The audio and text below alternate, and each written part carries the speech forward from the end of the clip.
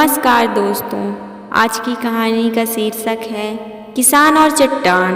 बहुत ही सुंदर कहानी है, इसे ध्यान से सुनिएगा। दोस्तों, दक्षिणी क्षेत्र के मानेसर राज्य में एक गांव था जहां पर एक किसान रहता था। वह किसान अपने घर के पास के खेत में किसानी किया करता था। दोस्तों, उसी खेत में पत्थर का एक हिस्सा भी जमीन के नीचे से ऊपर की ओर निकला दिखाई दे रहा था। उस चट्टान की वजह से वह किसान कई बार ठोकर खाकर गिर चुका था।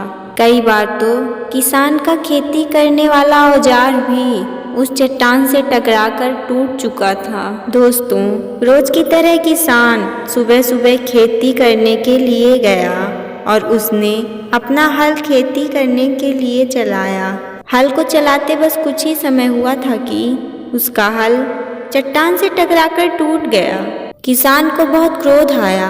अब वह सोचने लगा कि ना जाने कितने वर्षों से यह चट्टान मुझे परेशान कर रही है। तो उसने अपने मन में यह विचार बना लिया कि वह इस चट्टान को जमीन से निकाल करके अपने खेतों के बाहर फेंक देगा।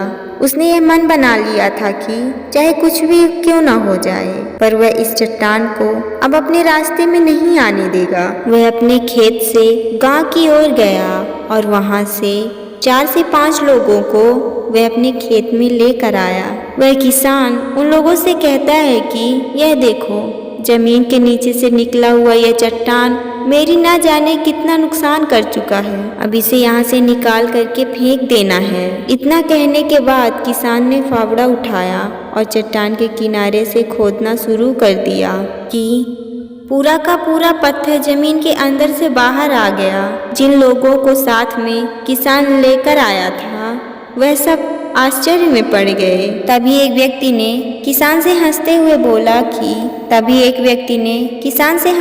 बोला, क्या हुआ भाई, तुम तो बोलते थे कि तुम्हारे खेत के बीचों बीच एक बहुत बड़ी चट्टान है, लेकिन यह तो एक साधारण सा पत्थर निकला।